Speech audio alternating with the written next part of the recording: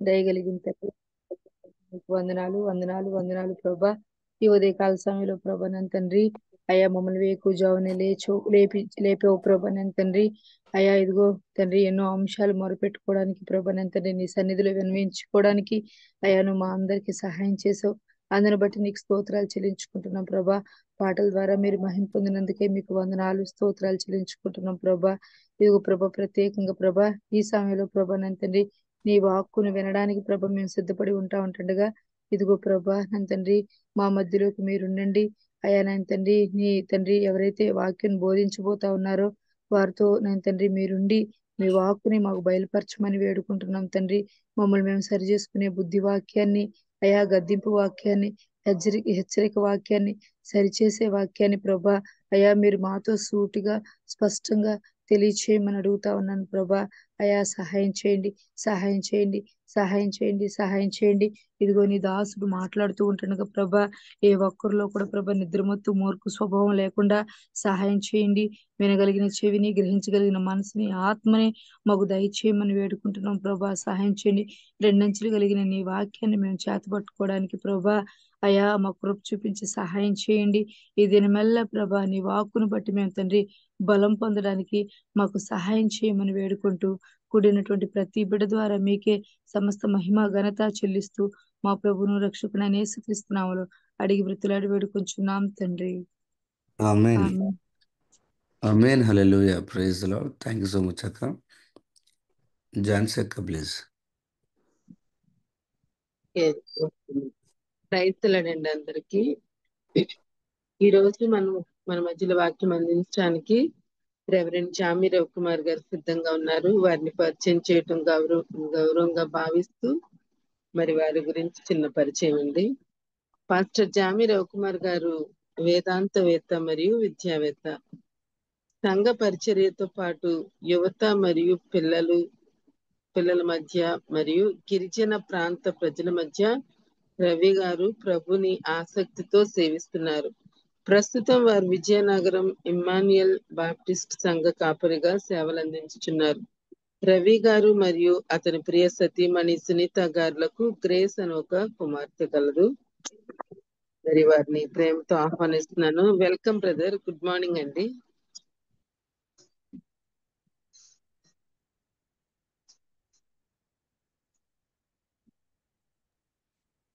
Reverend చామిరావు Kumar గారు, welcome brother. యేసుక్రీస్తు నామంలో వర్చువల్ ఫెలోషిప్ లో పాల్గొన్న ప్రతి ఒక్కరికి ప్రత్యేకమైన వందనాలు. దేవుడు తమ ఉచితమైన మహాకృప చొప్పున మనం కాచి కాపాడి సజీవ లెక్కలో ఉంచిన విధానం బట్టి వందనాలు చెల్లించుకుంటూ ఉన్నాం. ఈరోజు మన వాక్య భాగము 1వ సమూయేలు గ్రంథం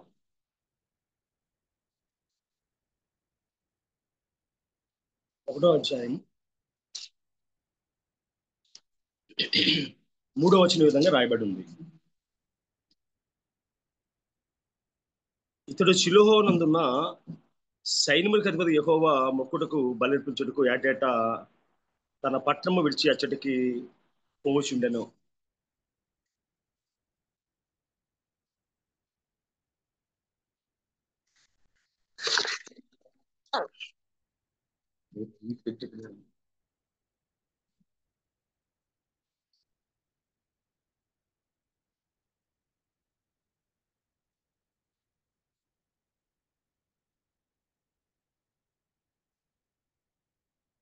అదేవిధంగా సమూయేలు గ్రంథము 17వ అధ్యాయము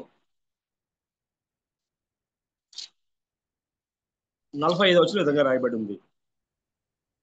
దావీదు, నువ్వు కత్తియు ఈటియు బల్లెమును ధరించుకుని నా మీదకి వచ్చున్నావే, అయితే నువ్వు తిరస్కరించిన ఇశ్రాయేలు సన్నిహితుడు యెహోవా పేరట నేను నీ మీదకి వచ్చుచున్నాను. 47వ వచనం. అప్పుడు యెహోవా కత్తి చేతను ఈటి చేతను రక్షించువాడు కాడని ఈ దండువారు తెలుసుకుందరు, యుద్ధము యెహోవాదే. అదేవిధంగా కీర్తన గ్రంథము 84వ కీర్తన ఆ విధంగా ఉంది.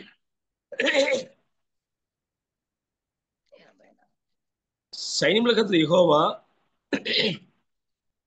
నీ నివాసములు ఎంత రమ్యములు, యెహోవా మందిరమును చూడవాలని నా ప్రాణం ఎంతో ఆశపడుచున్నది, అది సొమ్మసిల్లుచున్నది. జీవము గల దేవుని దర్శించుటకు నా హృదయమును నా శరీరము ఆనందంతో కేకలు వేయుచున్నది. ఈ చదువుబడిన వాక్య భాగాల్లో వారు దేవుణ్ణి సంబోధిస్తున్న విధానంగానే మనం కానీ చూసినట్లయితే యెహోవా షాబోత్ అని అర్థము. హెబ్రీ భాషలో మనం చూసినట్లయితే యెహోవా షాబోత్ అనే మాటకు సైన్యములకు అధిపతి అగు యెహోవా అని దాని యొక్క ఉద్దేశము.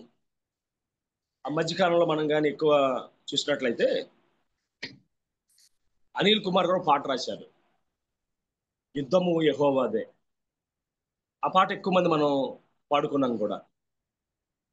ఎందుకంటే ఆనాడు ఇశ్రాయేలు పక్షాన కానీ ఈనాడు మన పక్షాన కానీ యుద్ధం చేసేవారు ఎవరంటే యెహోవా దేవుడే. ఒకవేళ మనం చూసినట్లయితే మన పోరాటాలు కానీ మన భయాలు కానీ మన కలత చెందిన హృదయం కానీ శాంతపరచగలిగిన వ్యక్తి ఎప్పుడు కూడా మనతో ఉండేవాడు. అదేవిధంగా ఎంతమంది శత్రువులు మనం చుట్టుముట్టిన శత్రు సమూహాన్ని చెల్లాచెదరు చేసి మన విజయం అనుగ్రహించేవాడు. మన శరీర పోరాటంలో, ఆత్మీయ పోరాటంలో, మన మానసిక కృంగుదలలో, అన్ని విషయాల్లో కూడా మన సహాయం చేసేవాడు ఎవరంటే యెహోవా షాబోత్, సైన్యములకు అధిపతియగు యెహోవా. ఈ సైన్యములకు అధిపతి యెహోవా అనే పేరు సుమారుగా 270 సార్లు మనకు బైబిల్లో రాయబడింది. ఒకవేళ దాన్ని కానీ మనం ఇంకా లోతుగా కానీ ఆలోచన చేసినట్లయితే అందులో సర్వశక్తిమంతుడు, సార్వభౌమాధికారి, స్వయం సమృద్ధి గల దేవుడు, అన్ని సమూహాలకు, అది భూలోకంలో కావచ్చు, పరలోకంలో కావచ్చు, ఖగోళంలో కావచ్చు, పాతాళంలో కావచ్చు, సో అన్ని సైన్య సమూహాలు ఏవైతే ఉన్నాయో అన్నిటికీ అధికారి ఆయనే. మానవ సంబంధమైన సైన్యాలకు, అదేవిధంగా దేవదూతల సమూహాలకు, అంతేకాకుండా సూర్య చంద్ర నక్షత్రాలు సృష్టిలో ఉన్న ప్రతి దానికి ఆయనే నాయకుడు. మనం చూసినట్లయితే ఏమిటి ఆయన ఆయుధం అంటే, ఒక ఆయన పాట రాస్తున్నాడు, ప్రకృతే దేవుని యొక్క ఆయుధం. ఓ సునామీ, ఒక భూకంపం, ఒక ఉరుములు, ఒక మెరుపులు, ఒక తుఫాను. బైబిల్లో దేవుడు ఉరుములు అదేవిధంగా ఈ మెరుపుల్ని వినియోగించినట్టుగా వాక్యం మనకు సెలవిస్తుంది. అదేవిధంగా గ్రహాం స్టెయిన్స్ అయిన వ్యక్తిని ఒరిస్సా వారు అన్యాయంగా చంపినప్పుడు తుఫాను అందులో అనేక వేల మందిని పట్టణ పెట్టినట్టుగా మన చరిత్రను చూస్తున్నాం.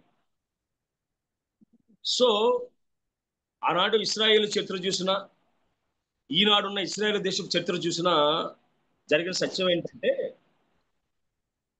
యుద్ధశూరుడైన యెహోవా వారితో ఉండి శత్రు సమూహంతో యుద్ధం చేసినట్టుగా వాక్యం మనకి చెబుతూ ఉంది. ఒకవేళ ఇందా మన చదివిన వాక్య భాగంలో చూసినట్లయితే మొట్టమొదటిగా సైన్యములకు యెహోవా అనే పేరు మనం 1 సమూయేలు 1:3 చూసాం. అక్కడ చూసినట్లయితే పెనిన్న రోజు విసిగిస్తూ ఉంది, దారుణంగా అన్ని తీర్చేస్తూ ఉంది. ఏం చెయ్యాలో తెలియని పరిస్థితి, ఎవరి దగ్గరికి వెళ్ళాలో తెలియని పరిస్థితి.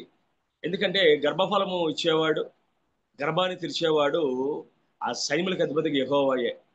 ఆయన ఏం చేసిందంటే ఇంకెవరితోనూ ఆమె ఆలోచన చేయలేదు, ఇంకెవరిని కూడా నా పక్షాన రండి, నా తోడు రండి అని చెప్పి ఆమె అడగలేదు. కానీ ఆమె ఎంత తీవ్రంగా ప్రార్థన చేసిందో మనం చూడగలం.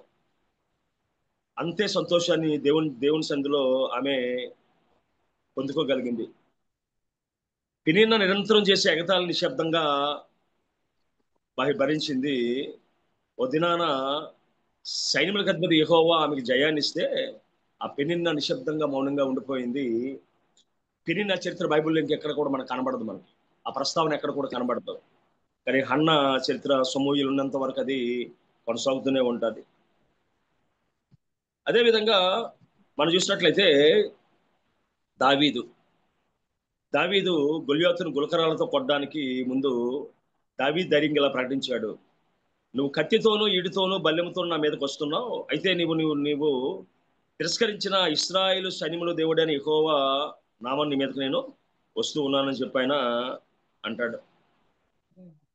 అంతేకాకుండా బైబిల్లో రాయబడ్డ మాట ఏంటంటే 2 సమూయేలు 5:10 సైన్యములకు అధిపతిగా యెహోవా దావీదుతో కూడా ఉండెను కనుక దావీదు అంతకంతకు గొప్పవాడయ్యాడు. సో సైన్యములకు అధిపతిగా యెహోవా మన తోడుగా ఉన్నట్లయితే గర్భాలు తెరవబడతాయి, ముయ్యబడ్డ గర్భాలు తెరవబడతాయి, ముయ్యబడ్డ మార్గాలు తెరవబడతాయి. అంతేకాకుండా దావీదు యొక్క జీవితాన్ని మనం పరిశీలన చేసినట్లయితే దావీదుతో సౌలు చెప్పిన మాట ఏంటంటే, నువ్వు బాలుడువు, వాడు చిన్నప్పటి నుంచి యుద్ధాభ్యాసం చేశాడు, వాడి యొక్క ఈటే ధోనిగానే అంత పొడవు ఉంది. అది దావీదు యొక్క శిరస్థానం కట్టుకోవడానికి ట్రై చేసి ఆ వాడుకు లేవని విడిచిపెట్టి వెళ్ళిపోయిన పరిస్థితి. అంతేకాకుండా యుద్ధం చేసిన అనుభవం కాదు, కానీ దావీదుకి యుద్ధం చూసిన అనుభవం కూడా లేదు. వాళ్ళ అన్నయ్య అయిన పెద్ద అన్నయ్యని ఎలియాబు అంటాడు 28వ వచనంలో, అతడు వారితో మాట్లాడుతూ అతని పెద్ద అన్నయ్యకు ఏలియాబు వినబడగా ఏలియాబును దావీదు మీద కోపం వచ్చి అతనితో, నీవు ఎక్కడ ఎందుకు వచ్చితివి? అరణ్యంలో చిన్న గొర్రె మందను ఎవరి వశం చేసితివి? నీ గర్వము నీ హృదయపు చెడుతనము నేను ఎరుగుదును, యుద్ధము సృష్టిగా కదా నువ్వు వచ్చితివని. ఆయన ఏమంటున్నాడు అంటే, యుద్ధం చూసిన అనుభవం కూడా దావీదు జీవితంలో మనకు కనబడడం లేదు. 33 సౌలు అంటున్నాడు, ఈ ఫిలిస్తీన్ ఎదుర్కొంటకు వానితో పోట్లాడుకు నీ బలము చాలదు, నువ్వు బాలుడవు, వాడి బాల్యం నుండి యుద్ధాభ్యాసం చేసిన వాడిని దావీదుతో అనను. అంతేకాకుండా 30వ వచనంలో చూసినట్లయితే 38వ వచనం చదువుతున్నాడు, పిమ్మటి సౌలు తన యుద్ధ వస్త్రములు దావీదునకు తెరంపజేసి రాగి స్థిరాస్త్రమును అతను కట్టి యుద్ధ కవచం తొడిగించను. ఈ సామాగ్రి దావీదునకు వాడుకోలేదు కనుక తాను తొడిగిన వాటిపై కత్తి కట్టుకుని వెళ్ళగలిగినది లేనిది చూచుకుని తర్వాత దావీదు, ఇవి నాకు వాడుకలేవు, వీటితో నేను వెళ్ళలేనని సౌలుతో చెప్పి వాటిని తీసివేసి తన కర్ర చేత పట్టుకుని ఏటిలోయ నుండి 5 నున్నని రాళ్ళను ఏరుకొని తన ఎదురున్న చిక్కంలో నుంచి వర్షిల చేత పట్టుకుని ఫిలిస్తీనులకు చెరువుగా పోయిన రాయబడింది. అంతేకాకుండా అంటే దీని అర్థం ఏంటంటే, దావీదు అనుభవం కానీ దావీదు శక్తి కానీ దావీదు యొక్క యుద్ధ నైపుణ్యం కానీ జయాన్ని కలుగజేయలేదు, కానీ ఆ యుద్ధాన్ని దేవుడు చేశాడు. అందుకే దావీదు అంటాడు, యుద్ధము యెహోవాదే, యెహోవా షాబోత్, ఆ సైన్యములకు అధిపతి యెహోవాయే నా పక్షాన యుద్ధం చేస్తాడు. నువ్వెవరినైతే తిరస్కారం చేశావో, నువ్వెవరినైతే కాదని చెప్పావో ఆయన జయమిస్తాడని చెప్పి నమ్మినట్టుగా వాక్యం మనకి చెప్తుంది. అంతేకాకుండా కీర్తన 24:10 మనం చూసినట్లయితే అక్కడ రాయబడ్డ మాట అంటే, గుమ్మములారా మీ తలలు పైకెత్తుకునడి, గుమ్మములారా మీ తలలు పైకెత్తుకునడి, ఈ మహిమగల రాజు ప్రవేశించినట్లు గుమ్మములారా తలలు పైకెత్తుకునడి అని చెప్పుకొస్తూ 24:8 వచనంలో, మహిమగల ఈ రాజు ఎవడు? బల శౌర్యము గల యెహోవా, యుద్ధశూరుడైన యెహోవా, గుమ్మములారా మీ తలలు పైకెత్తుకోండి, పురాతనమైన తలుపులారా మహిమగల రాజు ప్రవేశించడం మిమ్మల్ని ఎవరెత్తుకున్నాడు. ఈ మహిమగల రాజు ఎవడు? సైన్యములకు అధిపతి యెహోవా, ఆయనే మహిమగల రాజు. ఆయన ఎవరంటే బల శౌర్యము గల యెహోవా, యుద్ధశూరుడైన యెహోవా. ఆ యుద్ధశూరుడైన యెహోవా, బలశూరుడైన యెహోవా మన పక్షాన ఉన్నాడు కాబట్టే మన తాతలు తండ్రులు మన పూర్వీకులు పేదరికం మీద యుద్ధం చేసి గెలవగలిగారు. అంతేకాకుండా సమాజ కట్టుబాట్ల నుంచి విడుదల పొందగలిగారు, ఆర్థిక సంబంధమైన విషయాల్లో జయాన్ని పొందగలిగారు. అంతేకాకుండా తక్కిన బంధకాల నుంచి తక్కిన బంధకాల నుంచి విడుదల పొందగలిగాం. సో వాటిని ఏ విధంగా జయించగలిగాం అంటే, ఆ యుద్ధశూరుడిని యెహోవా మన పక్షాన్ని నుంచి యుద్ధం చేశాడు అని. ఈనాటి తరాలు కానీ చూసినట్లయితే త్రాగుడుకు మత్తు మందులకు బానిస అయిపోయిన నిర్వీరమైన సమాజాన్ని చూస్తూ ఉన్నాం. బట్ మన పూర్వీకులు ఒకప్పుడు బలహీనత కలిగిన వారే కానీ యుద్ధశీలుడైన యెహోవా వారి పక్షాన నిలిచి వారి బలహీనత నుంచి గొప్ప విడుదల కలుగజేసినట్టుగా వాక్యం మనం సెలవిస్తుంది. అంతేకాకుండా ఇశ్రాయేలు చరిత్ర కానీ మనం పరిపాలన చేసినట్లయితే నిర్గమకాండం నుంచి వారి యొక్క వృత్తి ఏంటంటే చూద్దాం ఒకసారి. నిర్గమకాండం 1వ అధ్యాయంలో మనం చూసినట్లయితే 11వ వచనంలో, కాబట్టి వారి మీద పెట్టిన భారముల్లో వారు శ్రమ పెట్టుటకు వెట్టి పనులు చేయించు అధికారులు వారి మీద నియమింపగా వారు ఫరో కొరకు ధాన్యాదులను నిల్వ చేయు పీతోము రామాసేన పట్టణము కట్టిరి. అయినను ఐగుప్తులు వారిని శ్రమ పెట్టిన కొలది వారు విస్తరించి ప్రబలరు గనుక వారు ఇశ్రాయేలు ఎడల అసహాయపడిరి. ఇశ్రాయేలు చేత ఐగుప్తులు కఠినముగా సేవ చేయించుకున్నది. వారు ఇశ్రాయేలు చేత చేయించుకున్న ప్రతి పని కఠినముగా ఉండెను. వారు జగటి పనిలోను ఇటుకల పనిలోను పొలంలో చేయ ప్రతి పనిలోను కఠిన సేవ చేయించి వారి ప్రాణములు విసిగించిరి. సో వీరు ఐగుప్తీయులతో యుద్ధం చేసినప్పుడు వారికి ఉన్న అనుభవం ఏంటంటే ఇటుకలు చేయడం వచ్చే వాళ్ళకి, జగటమైన పని వచ్చే వాళ్ళకి, అదేవిధంగా కొన్ని పట్టణాలకు అడ్డం వచ్చు. అంతకు మించి ఒక యుద్ధ ఆయుధాన్ని పట్టుకోవడం కానీ, ఒక యుద్ధ ఆయుధాన్ని ఏ విధంగా వాడాలో కానీ వారికి వాడుకోలేదు. వారి తర్వాత వచ్చిన దావీదు కూడా ఆయుధాలు లేనట్టుగా మనం చూడగలుగుతున్నాం. ఒకవేళ ఈ యొక్క సమూయేలు గ్రంథాన్ని మనం 1వ సమూయేలు గ్రంథం 18వ అధ్యాయంగా మనం చూసినట్లయితే 4వ వచనం రాయబడ్డ మాట అంటే, మరి యోనాతాను తన దుప్పటిని, తన కత్తిని, తన విల్లును నడుకట్టుని తీసి దావీదునకు ఇచ్చిన రాయబడి ఉంది. అంటే దావీదు జీవితంలో ఒకవేళ కత్తి వాడుకుంటే కత్తి పట్టుకెళ్ళేవాడు. ఆయనకు వాడుక లేని ఆ వస్తువుల్ని బహుమతిగా యోనాతాను ఇచ్చాడు. అంటే అప్పుడు ఏంటంటే ఈ యొక్క కత్తులు కానీ అదేవిధంగా నడుకట్లు కానీ అందరి దగ్గర లేవు అవి. మరి దావీదు సమయానికి ఆ విధంగా ఉంటే మరి మోషే ఇశ్రాయేల్ సైన్యాన్ని, ఇశ్రాయేల్ యొక్క కాల్బలాన్ని నడిపించినప్పుడు పరిస్థితి ఏంటో మనం ఊహించవచ్చు. రెండోది, వారు ఎవరు యుద్ధ నైపుణ్యం కలిగిన వారు కారు. వారు అప్పటి వరకు మట్టి పిసుకున్నారు, వాళ్ళు అప్పటి వరకు బురదలో పనిచేశారు. మరి అటువంటి వారు ఏ విధంగా జయాన్ని పొందగలిగారంటే మనకు 14వ అధ్యాయం, నిర్గమకాండ 14వ అధ్యాయం 25వ వచనం స్పష్టంగా రాయబడి ఉంది. వారి రథచక్రములు ఊడిపడినట్టు చేయగా వారు కష్టపడి తోలుచుండ్రి. అప్పుడు ఐగుప్తీయులు ఇశ్రాయేలు నుండి పారిపోదుము రండి, యెహోవా వారి పక్షమున మనతో యుద్ధము చేయుచున్నాడని చెప్పుకొని. సో ఐగుప్తులు ఎందుకు ఓడిపోయారంటే ఇశ్రాయేలు దేశపు యుద్ధ తంత్రాలు, అదేవిధంగా వారు ఆయుధ సంపదను చూసి వారు ఓడిపోలేదు, కానీ యెహోవా వారి పక్షాన్ని యుద్ధం చేసినట్టుగా వాక్యం సెలవిస్తుంది. అక్కడ మనం చూసినట్టు స్పష్టంగా రాయబడ్డ మాట ఏంటంటే ఈ విధంగా రాయబడి ఉంది 20వ వచనంలో,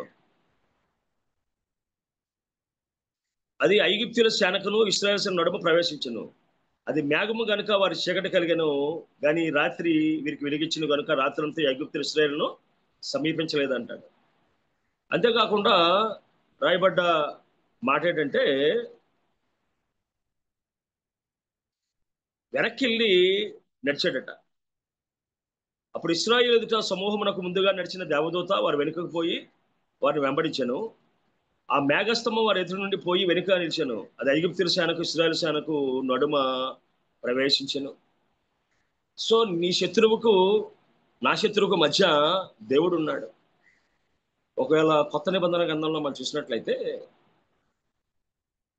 వ్యభిచారంలో పట్టబడి స్త్రీని చంపడానికి వారు రాళ్ళు పట్టుకొని వచ్చారు. వాళ్ళు పట్టుకొని వస్తే వారి మధ్య యేసుక్రీస్తు నిలిచాడు.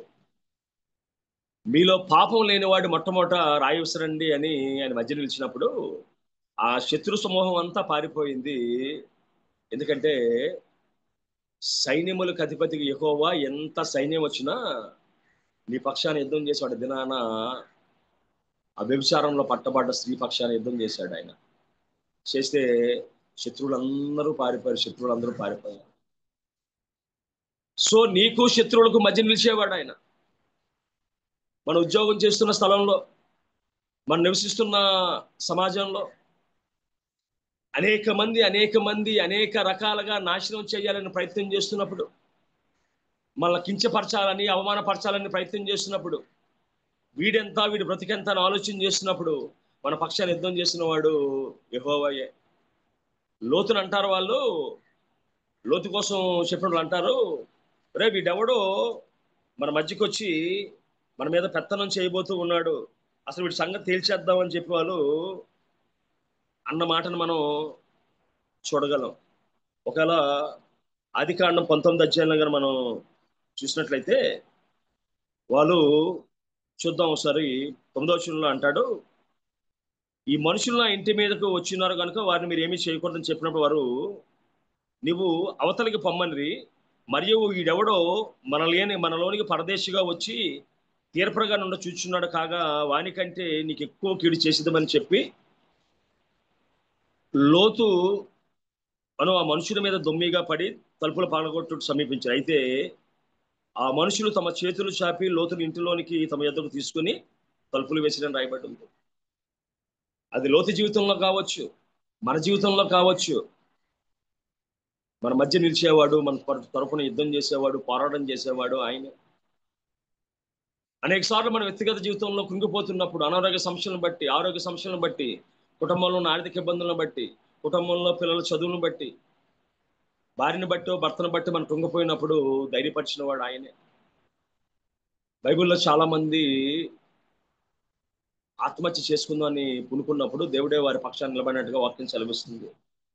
ఒకవేళ మనం చూసినట్లయితే ఏలియా అంటాడు, మరణాపేక్ష కలిగిన వాడే ఇక యెజబెలుతో పోరాడు చేయడం వల్ల కాదు, ఇక్కడ నేను చనిపోతాను అని చెప్పి ఉన్నప్పుడు ఆయన ధైర్యపరిచి గొప్ప కార్యాలు చేయడానికి నికులిపిన వాడు దేవుడే. ఆయన అంటాడు 1 రోజు గ్రంథం 19వ అధ్యాయంలో, తాను ఒక దిన ప్రయాణం అరణ్యంలోనికి పోయి ఒక బదిలీ వృక్షం కింద కూర్చుండి, మరణాపేక్ష గలవాడే యెహోవా, నా పితరుల కంటే నేను ఎక్కువ వాడను కాను, ఇంత మట్టుకు చాలును, నా ప్రాణము తీసుకొనుమని ప్రార్థన చేశాను. అటువంటి వ్యక్తిని దేవుడు ఇంకా బలమైన కార్యాలు చేయడానికి, అంతేకాకుండా ఎలీషాని అభిషేకం చేయడానికి, అదేవిధంగా అజాహేలును అభిషేకం చేయడానికి, గొప్ప కార్యాలు చేయడానికి వాడుకున్నట్టుగా వాక్యం మనకి సెలవిస్తూ ఉంది. సో మన వ్యక్తిగత జీవితంలో ఏ శ్రమ వచ్చినా, బాధ వచ్చినా, ఇబ్బంది వచ్చినా కృంగ నిమిత్తం లేదు. కారణం ఏంటంటే మన పక్షాన్ని యుద్ధం చేసే యుద్ధశూరుడైన యెహోవా ఉన్నాడు, మనం ప్రేమించే ప్రభు ఉన్నాడు. అంతేకాకుండా ప్రకటన గ్రంథాన్ని 4వ అధ్యాయం 11వ వచనం మనం చూసినట్లయితే, ప్రభువా మా దేవా, నువ్వు సమస్తమును సృష్టించితివి, నీ చిత్తమును బట్టి అవి ఉండెను, దానిని బట్టి సృష్టింపబడిన కనుక నువ్వే మహిమ ఘనత ప్రభావములు పొందనరుడు అని చెప్పుచు తమ కిరీటములు సింహాసనం ఎదుట వేసిరి. ఆయన సైన్యములకు అధిపతికి యెహోవా ఆయన. ఎందుకంటే ప్రారంభ దినాలలో మనం చూసినట్లయితే యుద్ధశూరుడే రాజుగా ఉండేవాడు. యుద్ధశూరుడైన రాజే సైన్యాన్ని ముందుండి నడిపిస్తూ ఉండేవాడు. ఇశ్రాయేలు సైన్యమునకు ముందు నడిచిన దైవమా, నేడు మాతో కూడా నుండి ముందు నడిపించు. సో ఇశ్రాయేలు సైన్యానికి ముందుండి నడిపించిన వాడు ఆయన.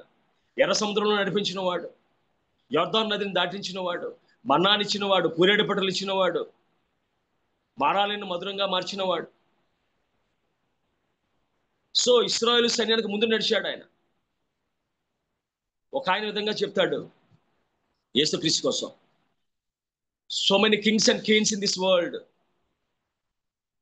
send their people, send their army, send their slaves to save their life, but only one king in this world left his throne, left his angels and came to die for their people అంటాడు.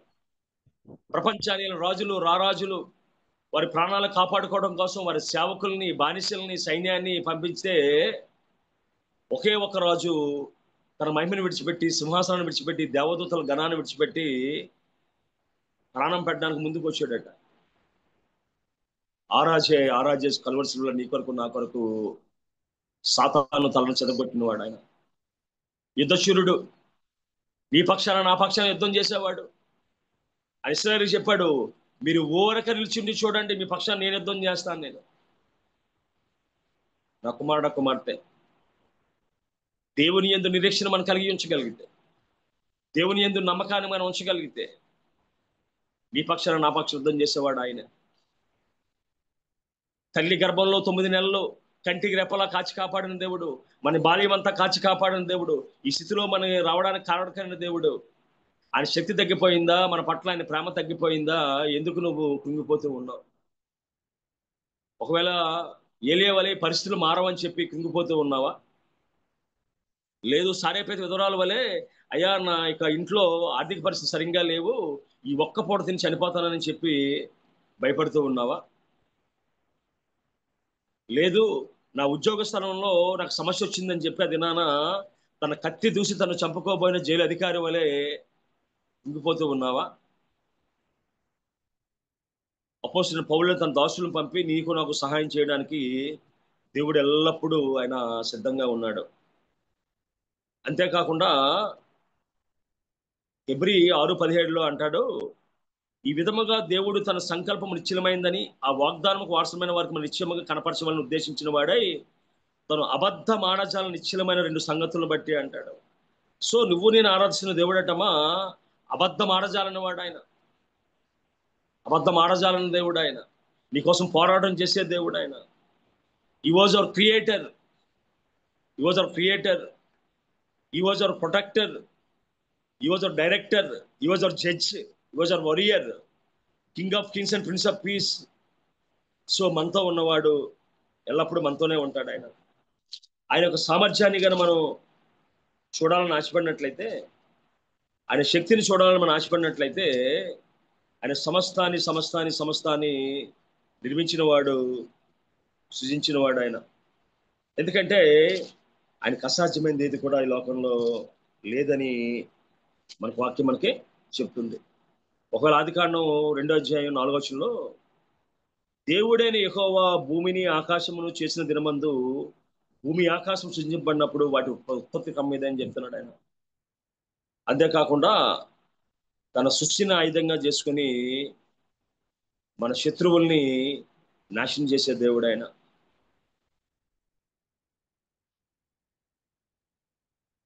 So దేవుడు చాలాసార్లు మన నుంచి కోరుకుంటుంది ఏంటంటే ఆయన సన్నిధిని ఎకనాలు చేసేవారుగా ఉండాలని చెప్పి కోరుకుంటున్నాడు. యాకోబు దినాన అన్నాడు, అయ్యా ఇది పరలోకపు గవిని అని గుర్తించినప్పుడు తన మోసం చేయబోయిన మామగారితో దేవుడు యుద్ధం చేసి ఒట్టి చేతులతో రావాల్సిన వాడిని 2 గుంపులుగా చేసినట్టుగా వాక్యం సెలవిస్తుంది మనకి. ఒకవేళ ఆది కాండంలో కనుక మనం చూసినట్లయితే యాకోబు ఈ విధంగా తన మామగారితో చెప్తూ ఉన్నాడు. ఏం చెప్తున్నాడంటే ఆయన చూద్దాం ఒకసారి. 31వ అధ్యాయంలో మనం చూసినట్లయితే, నేను ఇలాగుంటిని. 31:40 అండి. పగటి ఎండకు రాత్రి మంచుకు నేను క్షీణించిపోతుని, నిద్ర నా కనులు దూరమాయను. ఇది వరకు నీ ఇంటిలో 20 ఏండ్లు ఉంటిని, నీ 2 కుమార్తెల నిమిత్తము 14 ఏళ్లను, నీ మంద నిమిత్తము 6 ఏండ్లను నువ్వు కొలువు చేసి తిని, అయినా నువ్వు నా జీతం 10 మార్లు మార్చితివి. నా తండ్రి దేవుడు అబ్రహాము దేవుడు ఇస్సాకు భయపడిన దేవుడు నాకు తోడై ఉండని అట్లా నిత్యముగా నువ్వు నన్ను ఒట్టి చేతులతోనే పంపివేసి ఉందువు. దేవుడు నా ప్రయాసమును నా చేతుల కష్టమును చూచి పోయిన రాత్రి నేను గద్దించిన అని లాభాలతో చెప్పాను. అదేవిధంగా 32:10 చూసినట్లయితే, నీవు నీ సేవకుని చేసిన సమస్తమైన ఉపకారములను సమస్త సత్యములను అపాత్రుడును. ఎట్లనగా నేను నా చేతి కర్రతో మాత్రమే ఈ యోర్దాను దాటి తిని, ఇప్పుడు నేను 2 గుంపులు అయితిని అని చెప్పుకొచ్చాడు. సో ఎవరైతే అధికారులు కానీ, ఎవరైతే చుట్టాలు బంధువులు కానీ మోసం చేస్తూ ఉన్నారో, ఆయన 20 సంవత్సరాలు ఉంటే 10 సార్లు జీతం మార్చాడంటండి. ఒకవేళ జీతం పెంచుంటే సంతోషించేవాడు, కానీ జీతాన్ని తగ్గించుకుంటూ వచ్చాడు ఆయన. బట్ దేవుడు ఒక దినాన లాభాలతో గద్దించాడు. ఎందుకంటే మన పక్షాన యుద్ధం చేసే దేవుడు ఆయన. అంతేకాకుండా ఒకవేళ మనం యేసుక్రీస్తు సైన్యం కోసం ఒకసారి మనం ఆలోచన చేసినట్లయితే, దేవుని యొక్క సైన్యం కోసం మనం ఆలోచన చేసినట్లయితే, వాటి శక్తి సామర్థ్యము వాటి బలము ఎంత అనేది మనకి యెషయా గ్రంథంలో చాలా స్పష్టంగా మనకు అది కనబడుతూ ఉంటుంది. ఒక యెషయా గ్రంథంలో మనం చూసినట్లయితే 37వ అధ్యాయంలో మనం చూసినట్లయితే, ఎప్పుడైతే హిజ్కియా వెళ్ళి ప్రార్థన చేశాడో 37వ అధ్యాయంలో మనం చూసినట్లయితే 14వ వచనంలో, హిజ్కియా దూతల చేతి నుండి ఉత్తరము తీసుకొని చదివి యెహోవా మందిరంలోనికి పోయి యెహోవా సన్నిధిని విప్పి పరిచి యెహోవా సన్నిధిలో ప్రార్థన చేశాను. యెహోవా కెరూబుల మధ్య నివసించిన ఇశ్రాయేలు దేవా, భూమి ఆకాశం కలుగజేసిన అద్వితీయ దేవా, నువ్వు లోకముందున సకల రాజ్యములకు దేవుడు అయి ఉన్నావు అని ప్రార్థన ప్రారంభించి ఆయన ప్రార్థన చేయట ముగించగానే దేవుడు చేసిన పని ఏంటంటే చూద్దాం 36వ వచనంలో.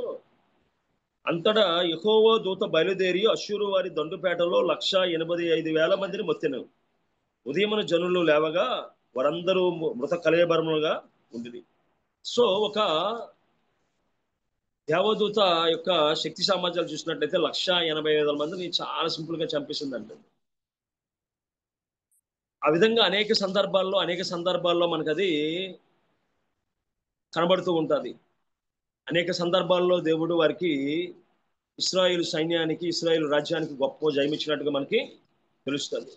2వ రాజుల గ్రంథంలో కూడా మనం చూసినట్లయితే దేవుడు గలిబిలి చేసినప్పుడు వారన్నీ కూడా విడిచిపెట్టి వెళ్ళిపోయినట్టుగా మనకి తెలుస్తుంది.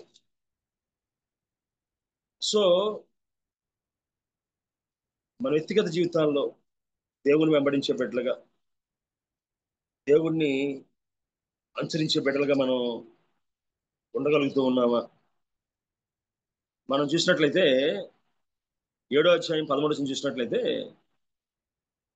13వ వచనంలో, అప్పుడు అతని సేవకుల్లో ఒకడు ఇలాగ మనం చేసిన, ఇంతకుముందు ఇశ్రాయేలు వారిలో బహుమంది మనుషులు లయమైపోయారు కదా, ఇక 5గురు లయమైపోవుట అబ్బురమా? నీకు అనుకూలమైన చెప్పుకొచ్చినప్పుడు ఏం జరిగిందంటే దేవుడు గలిబిలి చేసినప్పుడు వారందరూ కూడా పారిపోయినట్టుగా, వారందరూ కూడా ఉన్నది విడిచిపెట్టి వారు వెళ్ళిపోయినట్టుగా మనకి వాక్యం మనకి సెలవిస్తుంది. రాయబడ్డ మాట ఏంటంటే, వచ్చి పట్టణపు ద్వారపాలకులను పిలిచి, మేము సిరియా దండుపేటకు పోతిమి, అచ్చట ఏ మనిషి కనబడలేదు, మనిషి చప్పుడైనా లేదు, కట్టబడిన గుర్రములు కట్టబడిన గాడిదలు ఉన్నవి కానీ గుడారము దగ్గర ఎవరు లేని వారితో అనగా ఎడమా. సో ఆ విధంగా ఏమైందంటే దేవుడు వారిని గలిబిలి చేసినప్పుడు గొప్ప జయాన్ని వారు పొందుకున్నట్టుగా వాక్యం మనకి సెలవిస్తూ ఉంది. సో మన వ్యక్తిగత జీవితాల్లో అప్పటి వరకు ఆ దేశంలో కరువు ఉంది, అప్పటి వరకు ఆ దేశంలో గొప్ప యుద్ధం ఉంది. బట్ జరిగిన విషయం ఏంటంటే దేవుడు వారి పక్షాన యుద్ధం చేసినప్పుడు అక్కడ మనం చూసినట్లయితే యెహోవా రథముల ధ్వనియు గుర్రముల ధ్వనియు గొప్ప సమూహ ధ్వనియు సిరియను దండునకు విడబడినట్లు చేయగా, యెహోవా 7వ 6వ వచనంలో రాయబడి ఉంది. యెహోవా రథముల ధ్వనియు గుర్రముల ధ్వనియు గొప్ప సమూహ ధ్వనియు సిరియను దండుకు విడబడినట్లు చేయగా వారు మన మీదకి వచ్చుడికే ఇశ్రాయేలు రాజు హిత్తీయుల రాజుకును ఐగుప్తుల రాజుకును బతిమిచ్చున్నాడని సిరియలు ఒకరితో చెప్పుకొని లేచి తమ గుడారములలోనైనను గుర్రములైనను గాడిదలైన దండుపేటలు ఉన్న వాటిని దేన్ని తీసుకొనకే తమ ప్రాణం రక్షించుకున్నట్టుకు చాలు అనుకుని సంధి చీకట ఉన్నట్టుగా పేట విడిచి పారిపోయేది. సో ఎక్కువ సందర్భాల్లో మనం చూసినప్పుడు జరిగిన విషయం ఏంటంటే ఇశ్రాయేలు యుద్ధం చేయవలసిన అవసరం అనేది ఎప్పుడు కూడా రాలే. అదేవిధంగా ఒకవేళ ప్రస్తుతం మనం చూస్తున్న ఇజ్రాయెల్ దేశాన్ని కానీ ఒకవేళ మనం జాగ్రత్తగా పరిశీలన చేసినట్లయితే చాలా చిన్న దేశం అది. అందులో 73.7% యూదులు ఉన్నారు, 18.3% ఇస్లాం మతాన్ని అనుసరించున్నారు, కేవలం 1.9 మాత్రమే వాళ్ళు యేసుక్రీస్తు నమ్మేవారు ఉన్నారు. వారి జనాభా చూసినట్లయితే ఇంకా 1 కోటి లోపే ఉంది ఇంకా. బట్ అటువంటి యొక్క సైన్యం అంటే 2025 ఒక సెన్సస్ బట్టి కానీ మనం 2022 సెన్సస్ లో 96 లక్షల దాకా ఉన్నారు. ఇప్పుడు 1 కోటి దాకా ఉండడానికి అవకాశం ఉందన్నట్టుగా ఆలోచన చేస్తూ ఉన్నాం. ప్రపంచ చరిత్రగా చూసినట్లయితే భారతదేశం ఏం జరిగిందంటే, భారతదేశంలో ఒక 200 సంవత్సరాలు బ్రిటిష్ వారు పరిపాలన చేశారు. 1947లో మనకు స్వతంత్రం వచ్చింది. అక్కడే పుట్టాం, అక్కడే పెరిగాం, పాలకులు మారారు అంతే. సో పెద్ద సమస్య ఏం రాలే మనకి. కానీ ఇజ్రాయేల్ వారు 1940కి ముందు దేశాల్లో, ప్రపంచంలో అనేక దేశాలకు చెదిరిపోయారు వారు. బట్ దేవుడు చేసిన వాగ్దానాన్ని బట్టి మనకి పాట ఉంది, లేఖనములు సంపూర్ణములైన యూదులు తిరిగి వచ్చుచున్నారని. ఆ లేఖనాల నెరవేర్పులో భాగంగా 1948లో మళ్ళీ ఏం జరిగిందంటే, ప్రపంచం నలుమూలల చెదిరిపోయిన యూదులు మే 14, 1948లో ఇండిపెండెంట్ స్టేట్గా వాళ్ళు ప్రకటించుకోవడం అన్నది జరిగింది. ఒకవేళ అది పెద్ద దేశం కాదు, 22.72 కిలోమీటర్ల భూభాగం మాత్రమే వారికి ఉంది. అంతేకాకుండా ఎవరైతే పెద్దల వారికి పంచిచ్చారో వాళ్ళు ఏం చేశారంటే, కొండ ప్రాంతాలను, ఎడార ప్రాంతాలను వాళ్ళకి పంచిచ్చారు వాళ్ళకి. బట్ ఇస్రాయేలు సైన్యములకు అధిపతి, ముందు నడిచే దేవుడు వారి పక్షాన ఉన్నాడు కాబట్టి ఎడారిలో వారు పంటలు పండించారు, కొండ ప్రాంతంలో వారు పంటలు పండించారు. ఈ స్ప్రింక్లింగ్ అగ్రికల్చర్ కానీ, డాట్ అగ్రికల్చర్ కానీ, అంటే బిందు సేద్యం అంటాం తెలుగులో. ఉంటే మన ప్రస్తుత ముఖ్యమంత్రి చంద్రబాబు నాయుడు గారు వెళ్ళి ఆ ఇస్రాయల్ టెక్నాలజీని తీసుకొచ్చి ఆయన కుప్పంలో వ్యవసాయం చేశాడు. అంతేకాకుండా ప్రపంచం కని వేని ఎరుగని యుద్ధ సామాగ్రి వాళ్ళ దగ్గర ఉంది. ఎలా సాధ్యమైందంటే, వారి పక్షాన సైన్యములకు అధిపతి యెహోవా యుద్ధం చేస్తూ ఉన్నాడు. ఈ మధ్యన మా ప్రాజెక్టులో పనిచేసిన అబ్బాయి ఇప్పుడు ప్రస్తుతానికి ఆర్మీలో పనిచేస్తున్నాడు. ఈ శాంతి సైన్యంలో ఇజ్రాయెల్ దేశం వెళ్ళాడు. ఆయన అంటాడు, సార్ అక్కడ చిన్నపిల్లలు కూడా యుద్ధాన్ని భయపడరండి. వాళ్ళు బాంబులు పడుతున్నా, ఏం పడుతున్నా, ఆడవాళ్ళు కానీ చిన్నపిల్లలు కానీ ఎవరు వాళ్ళు యుద్ధానికి భయపడరు. వాళ్ళు యుద్ధం వారి జీవితంలో నిత్య భాగం అయిపోయింది. ప్రధానమంత్రి కూతురని లేదు, ప్రధానమంత్రి కొడుకని లేదు. So everybody in the war. కారణం ఏంటంటే, వారి ధైర్యం ఏంటంటే, వారి వెనకాతల సైన్యములకు అధిపతి యెహోవా వారికి తోడుగా ఉన్నాడు. ఆయన 53 ముస్లిం దేశాలు ఉన్నాయి, అన్ని కూడా చాలా బలమైన దేశాలే. ఆ చుట్టుపక్కల ఉన్న దేశాలు కూడా అనేక ముస్లిం దేశాలను తల చెయ్య వేస్తే చచ్చుట్టుకుంది. బట్ ఒకవేళ వారు మనుషులతో యుద్ధం చేస్తే గెలిచేవారేమో, కానీ వారి పక్షాన యుద్ధశూరుడైన వాడు ఉన్నాడు, మహాసేనాని ఉన్నాడు, తన దూతలకు ఆజ్ఞాపించే ఉన్నాడు. కీర్తన గ్రంథం అంటాడు, ఆయన తన దూతలకు ఆజ్ఞాపించగా వారు తమ చేతుల మీద ఎత్తి పట్టుకుందరు. నువ్వు నాగుపామును దక్కుతావు, నువ్వు మహోన్నతుని చాటున నివసిస్తూ ఉన్నారు. వాళ్ళు మహోన్నతుని చాటున వారు నివసిస్తున్నారు. మహోన్నతుని వారు ఆశ్రయదుర్గంగా చేసుకున్నారు. అందుకే ఎవరు వాళ్ళు ఏం కూడా చేయలేకపోతున్నారు. మనం తెలిసి ఒక 8 నెలల నుంచి వింటూనే ఉన్నాం. ఒక పక్క లిబియా, ఒక పక్క ఏమో వెస్ట్ గాజాతో యుద్ధం చేస్తున్నారు, ఒక పక్కన ఈజిప్ట్తో యుద్ధం చేస్తున్నారు, ఒక హమాస్తో యుద్ధం చేస్తున్నారు, ఒక పక్క ఇరాన్తో యుద్ధం చేస్తున్నారు. సో వారి జీవితం అంతా పోరాటమే. వేటకాని ఉరిలో నుండి ఆయన నిన్ను విడిపించును, నాశనకం తెగులు రాకుండా నిన్ను రక్షించును. ఆయన తన రెక్కలతో నిన్ను కప్పును, తన రెక్కల కింద నీకు ఆశ్రయము కలుగును. రాత్రి వేళ కలుగు భయమునికైనను, పగట వేళ ఎగురు బాణమునికైనను, చీకటిలో సంచరి తెగులకైనను, మధ్యాహ్నం మంది పాడిచే రోగముకై నువ్వు భయపడుకుందువు. నీ ప్రక్కన 1000 మంది పన్ను, కుడి పక్కన 10,000 మందికి అపాయం నీ ఎద్దకు రాదు. నువ్వు కన్నులారా చూచునుగా భక్తినులకు ప్రతిఫలము కలుగును అంటున్నాడు ఆయన. ఒకవేళ అధ్యాయం అనుకుంటాను, ఈ యొక్క ఇశ్రాయేలు విషయంలో అది నెరవేరిందని చెప్పి ఖచ్చితంగా మనం చెప్పగలం. సో మన వ్యక్తిగత జీవితంలో ఆయన మీద ఆధారపడేవారుగా మనం జీవితంలో ఉండగలుగుతున్నామా? ఆ మధ్యకాలంలో మనం చూసినట్లయితే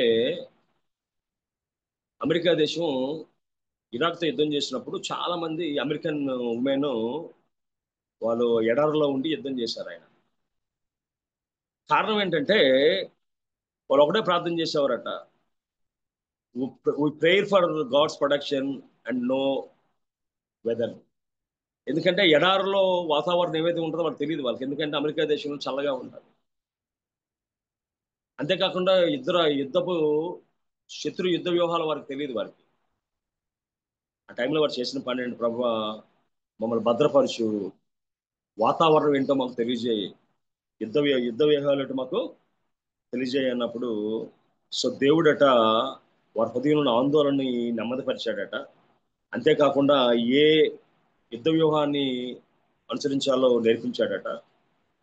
అంతేకాకుండా శత్రువుని ధైర్యంగా ఎదుర్కొనే ధైర్యాన్ని ఇచ్చాడట. సో యెహోవా షాబోత్ అయిన దేవుడు, గర్భాన్ని తెరిచిన దేవుడు, యుద్ధంలో జయమిచ్చిన దేవుడు, మనం జీవితంలో శత్రువు సమూహం మనల్ని ముట్టి మనల్ని తొక్కివేస్తున్నప్పుడు, అదేవిధంగా మనం చూసినట్లయితే హామాన్ అన్నవాడు యూదులను బానిసలుగా ఎంచి, అయ్యా ఈ యొక్క షూషాను కోటలో ఒక్క యూదుని కూడా ఉంచనని చెప్పి ఆలోచన చేసినప్పుడు ఒక స్త్రీ అయిన ఎస్సేర్ నిలబెట్టి తన యొక్క సమాజానికి గొప్ప విడుదల కలుగు చేసిన దేవుడు ఆయన. వెన్ వి నెంబర్డ్ లెస్ మనం చాలా తక్కువగా ఉన్నప్పుడు అయ్యా వీళ్ళెంతమంది లేపేద్దాం అనుకున్నప్పుడు కొన్నిసార్లు పదం వాడుతాం దిక్కుమాలిన వాడు. అంటే మనకి మనం చూసినట్లయితే ఒక 4 ఏమో కార్డినల్, అదేవిధంగా 4 ఏమో ఇంటర్మీడియట్ డైరెక్షన్స్ ఉన్నాయి మనకి. సో దిక్కు లేని వారంటే అర్థం ఏంటంటే ఏ దిక్కుకి వెళ్ళినా సహాయం లేనివాడు అని అర్థం. అది ఆ విధంగా ఇశ్రాయేలుని, అదేవిధంగా మనల్ని కొన్నిసార్లు కొంతమంది తక్కువగా చూసినప్పుడు ఆ దిక్కులను తయారు చేసిన వాడు మనకు దిక్కై ఉండి మన పక్షాన్ని నిలబడి యుద్ధం చేసిన వాడు ఆయన. ఒకవేళ మనం చూసినట్లయితే ఆ శూషాను కోటలో వారందరినీ నాశనం చేయడానికి ఆ హామాన్ అన్నవాడు ఒక రోజును వాడు ఏర్పాటు చేసుకున్నాడట. ఆ దినాన అందరినీ చంపేయాలని వాడు ఆలోచన చేశాడు. కానీ దేవుడు నిలబడి పక్షాన ఉన్నప్పుడు ఆమె అంటది 7వ అధ్యాయం 4వ వచనంలో, సంహరించబడ్డకును హతము చేయబడి నశించుటకును నేనును నా జనులు కూడా అమ్మబడిన వారము, మేము దాసులముగాను అమ్మబడిన ఎట్లా నేను మౌనంగా ఉందని అంటాడు. అయ్యా మేము సంహరించడానికి, హతం చేయబడడానికి అమ్మబడిన వారు, మేము దాసురాండము. వాడు చూస్తే ప్రధానమంత్రి. జరిగిన విషయం ఏంటంటే వాడి పిల్లలు వృద్ధి చేయబడ్డారు. ఇశ్రాయేలు విడుదల పొంది పూరీం అనే గొప్ప పండగను చేసుకున్నారు. కుమార్తె ఒకవేళ శరీర సంబంధమైన ఇబ్బందుల్లో ఉండి ధైర్యం కోల్పోతూ ఉన్నావా, ఆర్థిక సంబంధమైన వాటిలో ఉండి కుంగిపోతున్నావా అన్నాడు హిజ్కియా. తన వ్యక్తిగత జీవితంలో మరణకరమైన రోగం వచ్చినప్పుడు, కుంగిపోతున్నప్పుడు దేవుడు యెషయాను పంపించి 15 సంవత్సరాలు ఆయుష్నిచ్చాడు. ఆయన రోగం మీద పోరాడడానికి నీకు జయం ఇచ్చిన వాడు. అంతేకాకుండా నయమాను దేహాన్ని పసిపిల్ల దేహంగా చేసిన వాడు నీ దేహాన్ని పసిపిల్ల దేహంగా చేయడా. హిజ్కియాకి 15 సంవత్సరాలు ఆయుష్ ఇచ్చిన వాడు నీకు ఆయుష్ ఇవ్వడా. మట్టి పని చేసుకునే ఇశ్రాయేలు సైన్యానికి జయమిచ్చిన వాడు నీకు జయం ఇవ్వడా. నువ్వు గెలవాలంటే నీకు అనుభవం కావాలా, నువ్వు గెలవాలంటే నీకు ట్రైనింగ్ కావాలా, నువ్వు గెలవాలంటే నీకు యుద్ధ నైపుణ్యం కావాలా. నీతో ఉన్నవాడు చాలదా.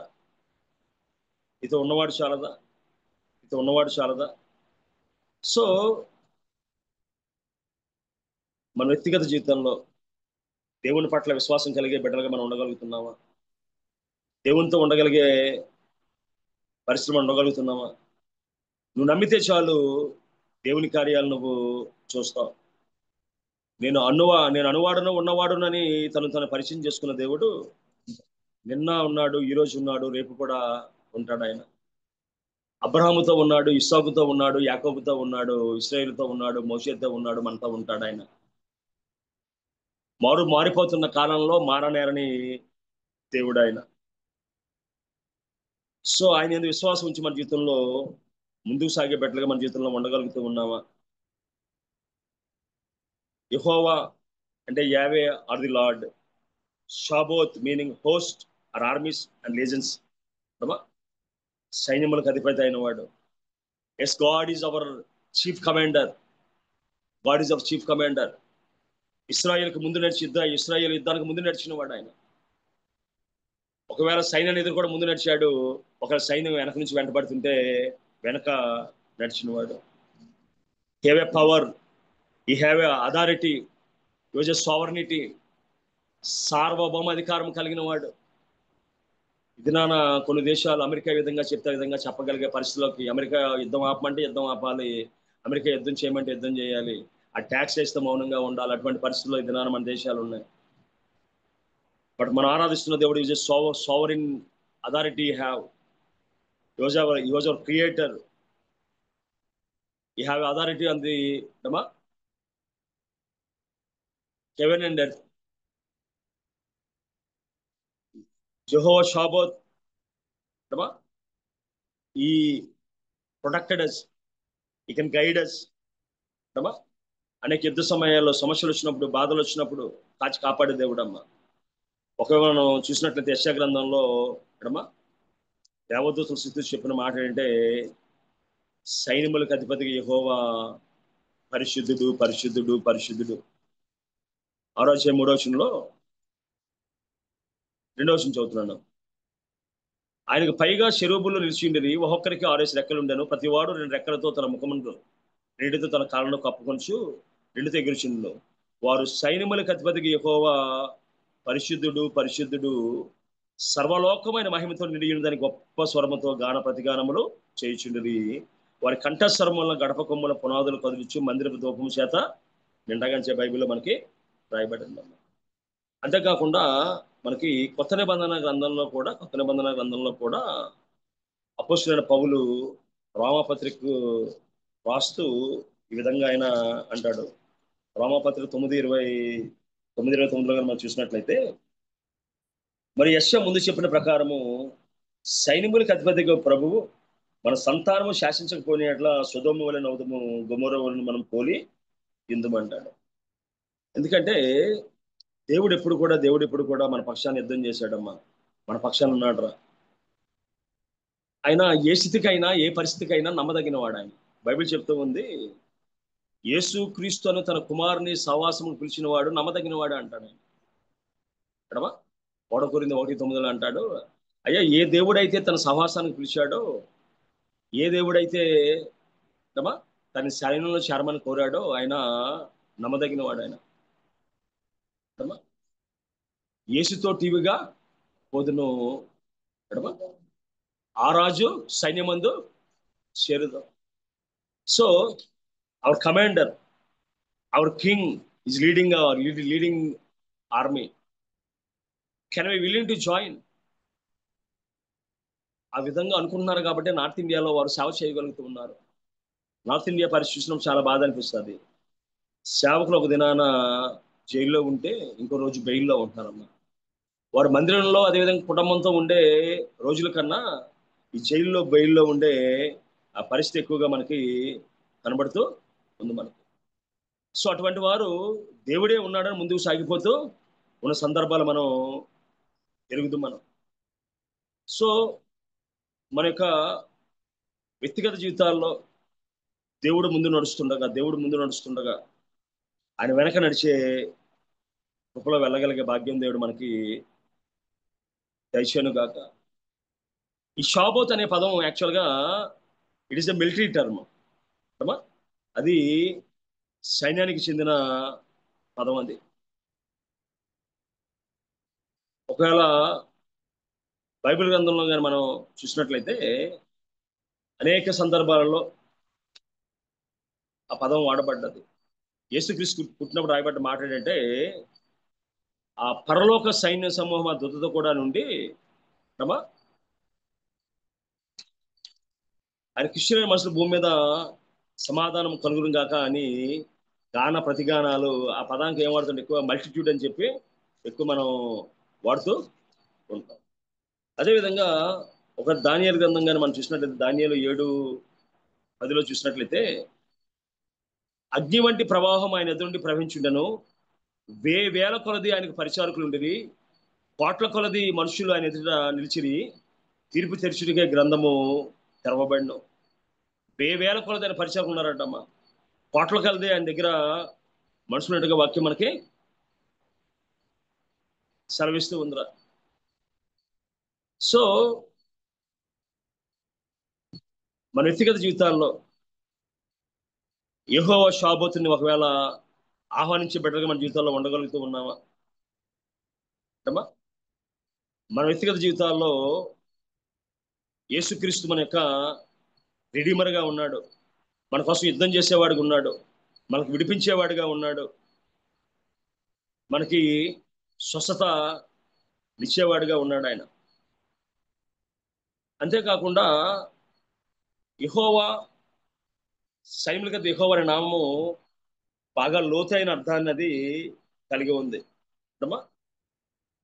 కొంతమంది సైనికులు గాల్లో యుద్ధం చేస్తారు, కొంతమంది నీటి మీద యుద్ధం చేస్తారు, కొంతమంది భూమి మీద యుద్ధం చేస్తారు. నువ్వు నేను ఆరాధిస్తున్న ఆ దేవుడు పరలోకంలో యుద్ధం చేయగలడు, భూలోకంలో యుద్ధం చేయగలడు, ఏ స్థలంలో ఎక్కడైనా యుద్ధం చేయగలడు, ఎక్కడైనా యుద్ధం చేయగలడు ఆయన. అంతేకాకుండా చిన్నవాడిగా బాలుడిగా ఉండి తన పక్షాన రోషంగా నిలిచిన దావీదుతో నిలిచి గొప్ప జయాన్ని ఇచ్చిన దేవుడు ఆయన. అంతేకాకుండా యెహోవా శోభతడ్డమ్మా మన పెయిన్ అర్థం చేసుకోగలడు, మన ప్రేయర్ అర్థం చేసుకోగలడు, మన సమయోచితమైన సహాయాన్ని ఆయన చేయగలరా. సో మన వ్యక్తిగత జీవితంలో ఆయన మాట వినే బిడ్డలుగా మన జీవితాల్లో ఉండగలుగుతూ ఉన్నామా?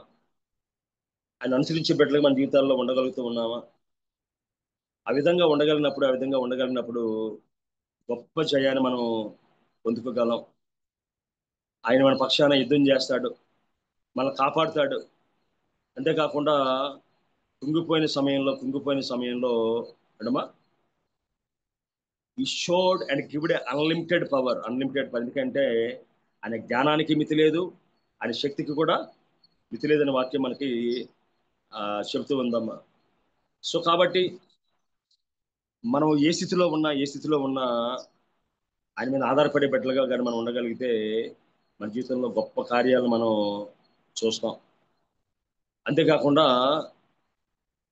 జకర్యా గ్రంథంలో కానీ మనం చూసినట్లయితే జకర్యా 3:7 రాయబడ్డ మాట ఏంటంటే, సైన్యులకు అధిపతి యెహోవా సెలవిచ్చినది ఏమనగా, మార్గంలో నడుచు నేను నీకు అప్పగించిన దాన్ని భద్రంగా గైకొన్న యెడల నువ్వు నా మందిరం మీద అధికారివైన ఆవరణలో కాపాడేవాడు అవుదువు. మరి ఇక్కడ నిలబడే వారికి కలిగినట్లు సన్నిధి నిలిచి భాగ్యం నీకు ఇస్తున్నాను.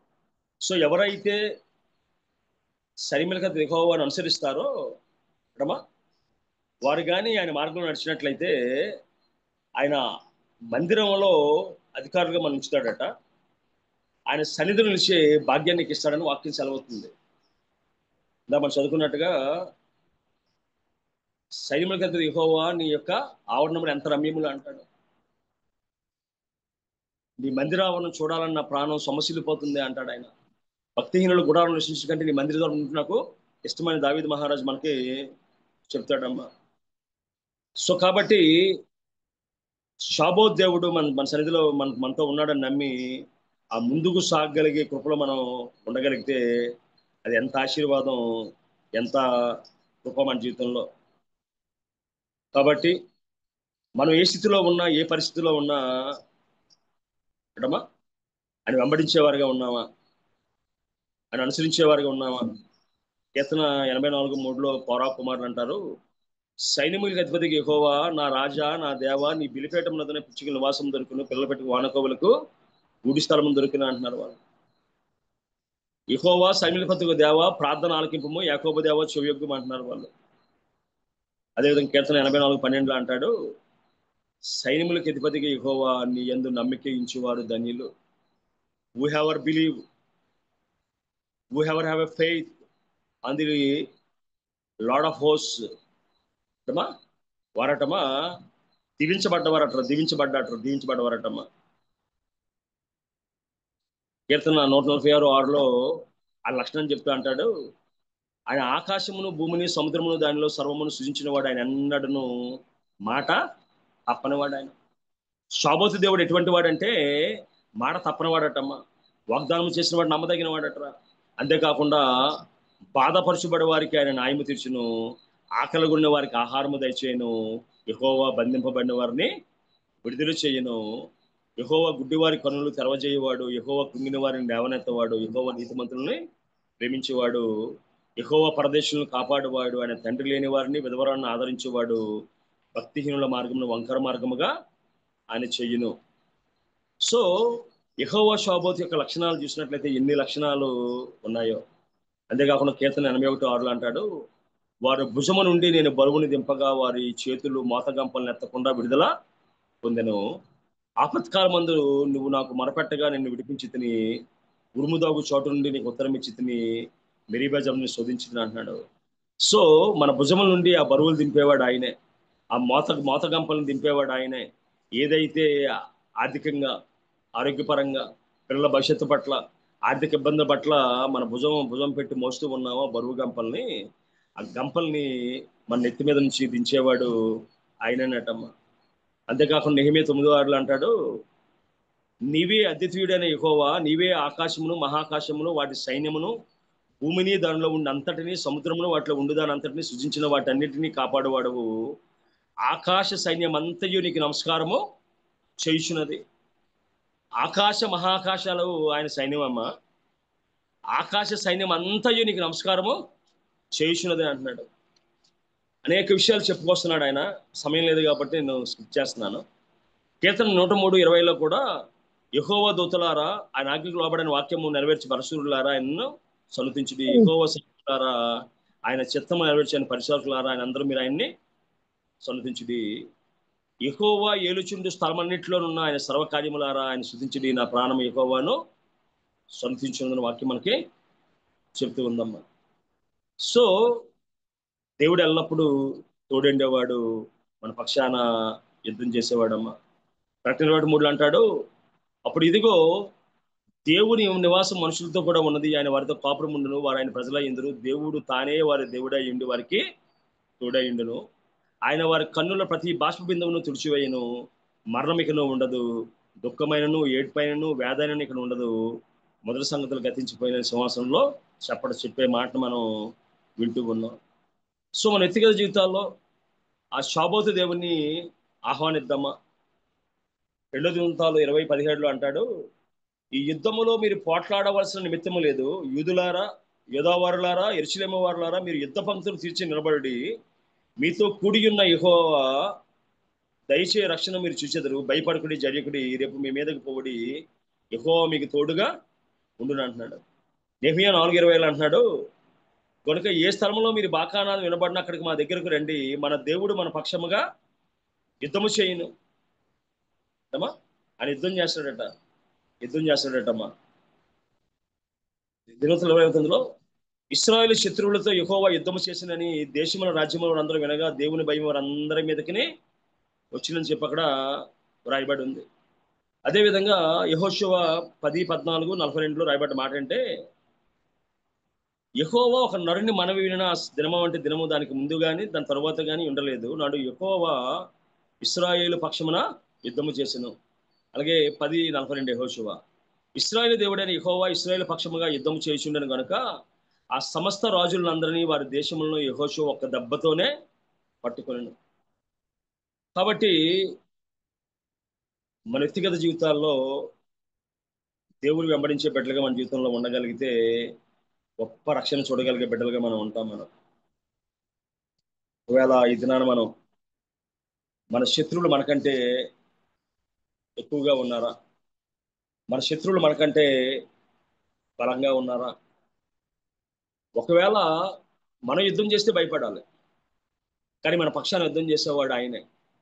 ఎందుకంటే అయ్యా నా దేవుడు ఉన్నాడని నమ్మి మౌనంగా యుద్ధ పంక్తులు తీర్చిగా నువ్వు ఉండగలిగితే, యుద్ధానికి సన్నద్ధుడే నువ్వు ఉండగలిగితే నీ పక్షాన యుద్ధం చేస్తాడు ఆయన. తల్లి గర్భంలో ఉన్నప్పుడే మోషే మీద మరణం దాడి చేయడానికి ప్రయత్నం చేసింది. అయ్యా కాన్పుపేటల మీద మనం చంపేమంది. ఒకవేళ కానుపేటలో తప్పించుకుంటే తీసుకెళ్లి నైల్ నదిలో పడేమంది. అంతేకాకుండా మనం చూసినట్లయితే ఫరో చంపడానికి ప్రయత్నం చేశాడు. అదేవిధంగా మిద్యాను కాపలు చంపడానికి ప్రయత్నం చేశారు. సో ఎంతమంది మోషేని చంపడానికి ప్రయత్నం చేసినా యెహోవా షాబోతుగా దేవుడు నుండి వారిని కాచి కాపాడాడు. యెహోవా షాబోతు అబ్రహాముని ఏ మార్గంలో నడిచి వెళ్ళాలో ఆ మార్గంలో నడిపించాడు.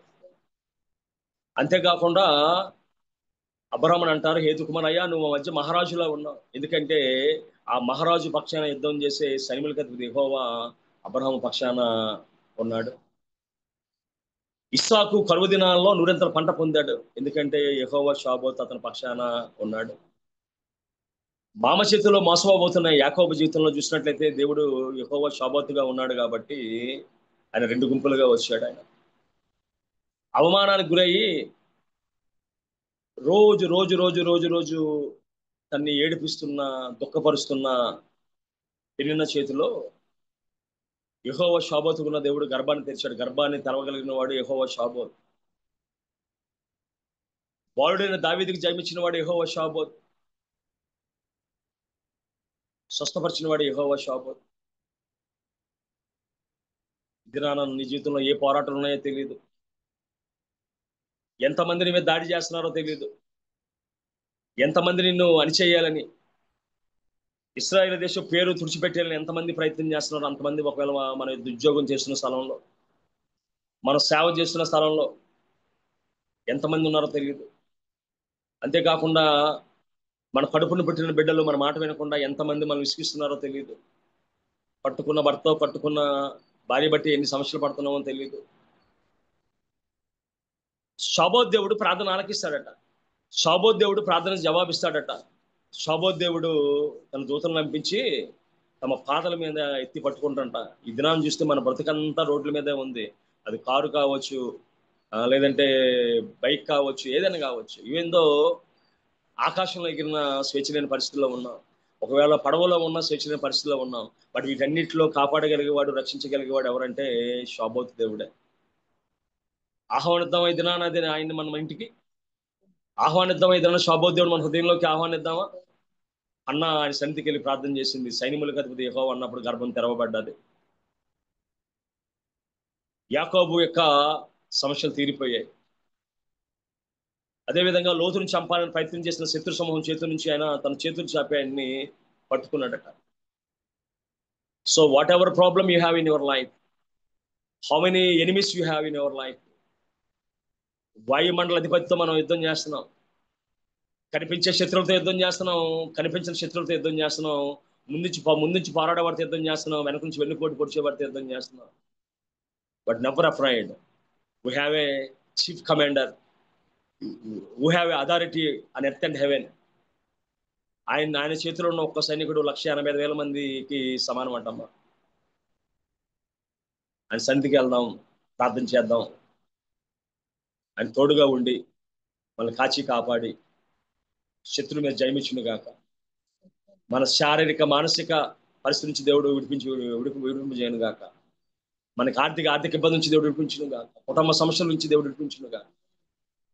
ఆయన సన్నిధికి వెళ్దాం, ప్రార్థన చేసుకుందాం. బలమంతా నీవేనయా, నా బలమంతా నీవేనయా, తోలిన వేళలలో బలమే లేనప్పుడు, బలహీనంగా మారిపోయామా? అలసిపోయి ఉన్నామా? బలమే లేనప్పుడు యెహోవా షాబోత్ నీవే. మనకు పక్షాన యుద్ధం చేస్తే సైన్యములకు అధిపతి యెహోవాయే. విడువవయ్యా, యెహోవా యుద్ధం చేస్తే ఏనాడు శత్రువులు గెలవలేదు. యెహోవా షాబోత్ నీవే. నీవెన్నడు హిజ్కియా ప్రార్థన చేస్తే తన దూతను పంపించాడు ఆయన. నా బలమంతా ఎలీషా ప్రార్థన చేస్తే తన సైన్యం పంపించాడు ఆయన. నా బలమంతా is our creator, is our protector, is our army commander. నీవెన్నడు విడువవయ్యా. తల్లి గర్భంలో పడింది మొదలుకొని ఈ రోజు మనకు ఎంత వయసు ఉందో ఏ క్షణము విడిచిపెట్టక కాచి కాపాడిన వాడు ఆయన. మన పక్షాన శత్రువులతో యుద్ధం చేసిన వాడు ఆయన. తూలిన వేళలలో, కృంగిన వేళలలో దావీదుకు జయమిచ్చిన వాడు. షాబోత్ నీవే. మామ మోసం చేయబోతే యాకోబుకు జయమిచ్చిన వాడు. విడువవయ్యా. అబ్రహాముని గమ్యస్థానం చేర్చిన వాడు. ఇశ్రాయేలు ఐగుప్తు దేశం నుంచి కానాను దేశం నడిపించిన వాడు. నీవెన్నడు మారవయ్యా. ప్రార్థన చేసుకుందాం, ప్రార్థన చేసుకుందాం. పరిశుద్ధుడు ఎంతంటే నీ బంగారు పాదాలు పొందడం ప్రభా. ఆనాటి ఇశ్రాయేలు చరిత్ర నుంచి ప్రభువా ఈనాడు ఇశ్రాయేలు చరిత్ర వరకు దేవతండ్రి ప్రభా, అయ్యా నీ శక్తిని, నీ బలాన్ని, నీ ప్రభా దేవతండ్రి ప్రభా, నీ భద్రతను మేము చూడగలిగాం ప్రభా, నీ వందనాలు తండ్రి. అయ్యా 53 ముస్లిం దేశాలు ప్రభా ఇజ్రాయెల్ దేశాన్ని ఏం చేయలేకపోతూ ఉన్నాయ్యా. అయ్యా చుట్టుపక్కల ఉన్న పాలస్తీనా విమోచన సంస్థలు ప్రభా, హమాసు, అదేవిధంగా ఇరాను, గాజా, వెస్ట్ బ్యాంక్స్ ప్రభా ఏవి కూడా ఆయన చేయలేకపోతున్నాయి ప్రభా. ఎందుకంటే యుద్ధశూరుడని యెహోవా ప్రభా మహోన్నతుడిగా వారిని ప్రభా ఉన్నావు తండ్రి, నీ వందనాలు ప్రభా. అయ్యా కంటికి రెప్పలా కాపాడుతూ ఉన్నావు, రెక్కల చాటును భద్రపరుస్తూ ఉన్నావు, అందుకే సజీవ లెక్కల్లో ఉన్నాం ప్రభా, నీ వందనాలు తండ్రి.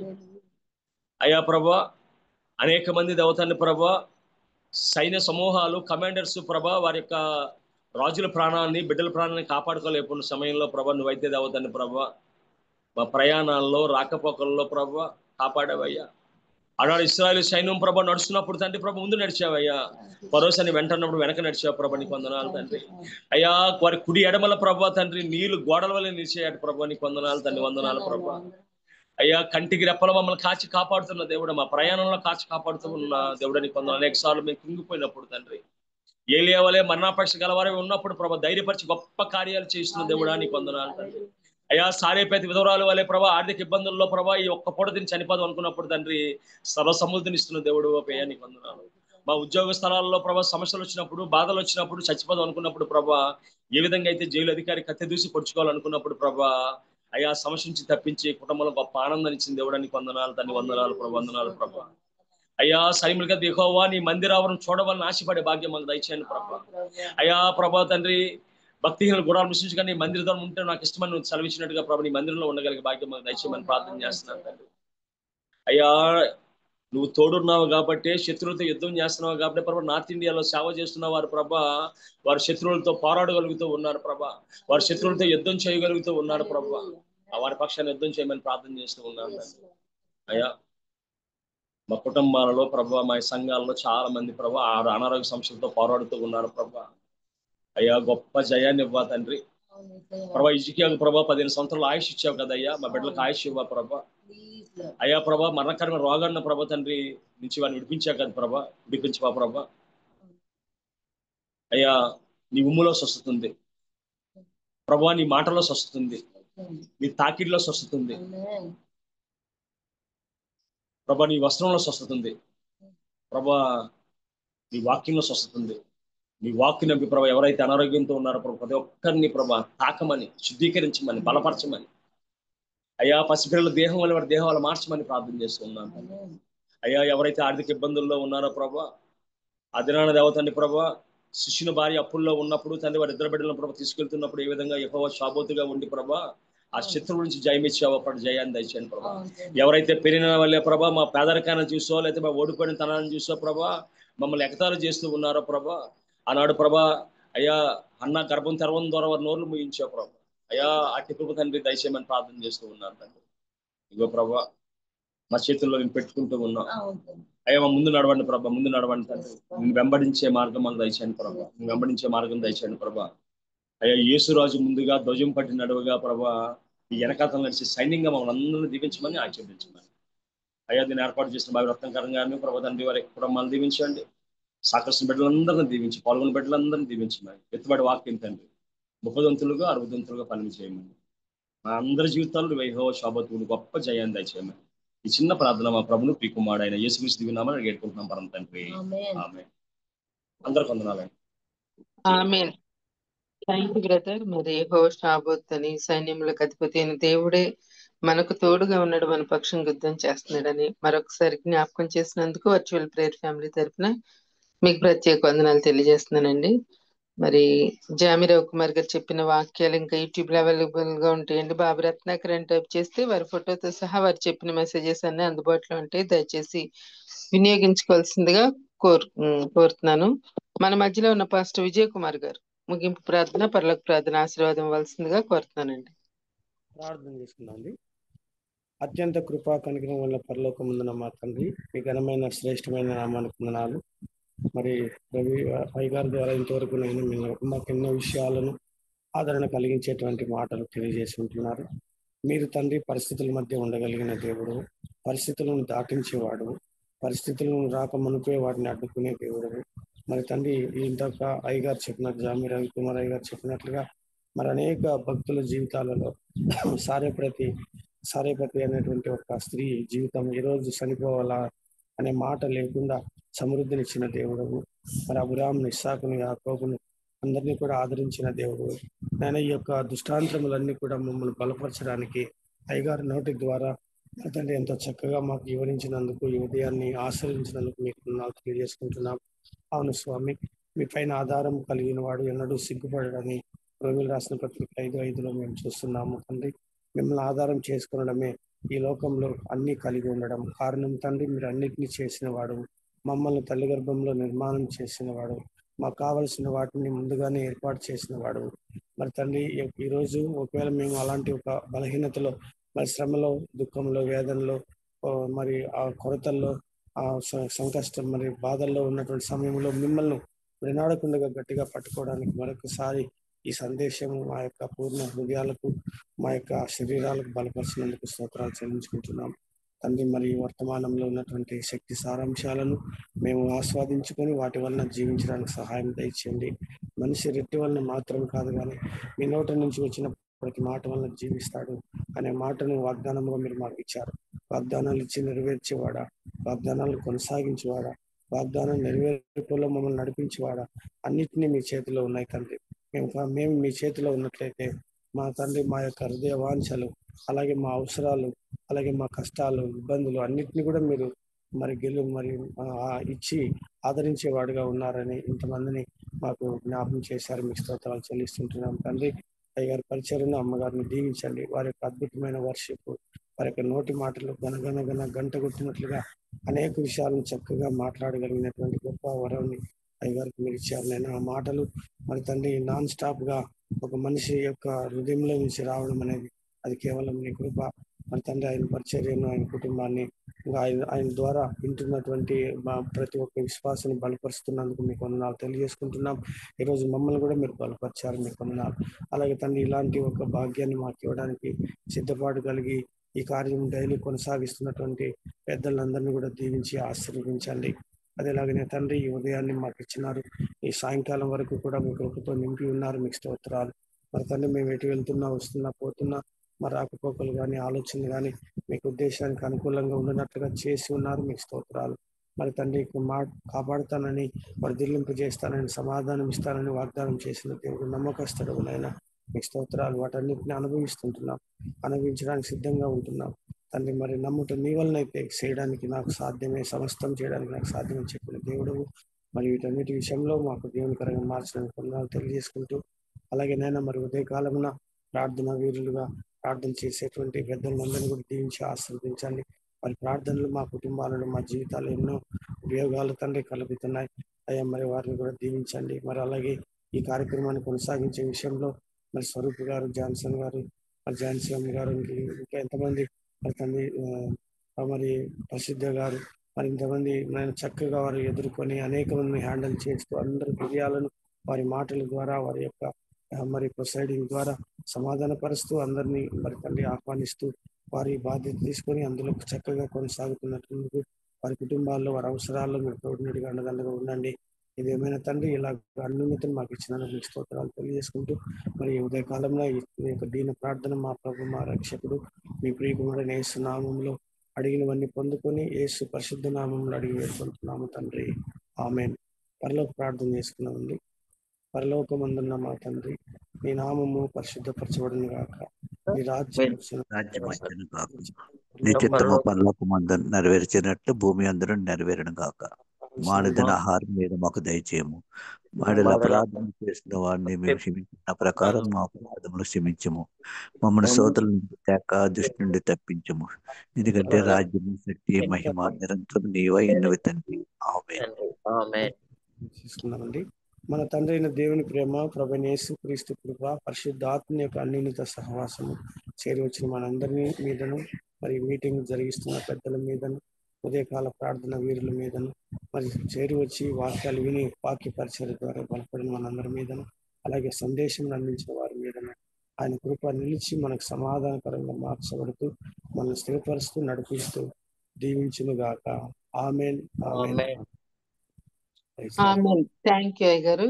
ప్రార్థించిన పాస్టర్ విజయ్ కుమార్ గారికి, వాక్యం అందించిన రెవరెండ్ చామిరావు కుమార్ గారికి వర్చువల్ ప్రేయర్ ఫ్యామిలీ తరఫున ప్రత్యేక వందనాలు తెలియజేస్తున్నానండి. మరి ఈ వాక్యాన్ని గుర్తుపెట్టుకొని దాని ప్రకారం జీవిద్దాము. దేవుడు మనకు తోడుగా ఉన్నాడని ప్రతిదినము జ్ఞాపకం చేసుకుందాము. హ్యావ్ ఎ నైస్ డే అండి. థ్యాంక్ యూ అండి. జాయిన్ అయిన మీ అందరికీ వందనాలండి. Thank you brother, sister. Praise the Lord. Thank you అండి. ముగించుకుందామండి.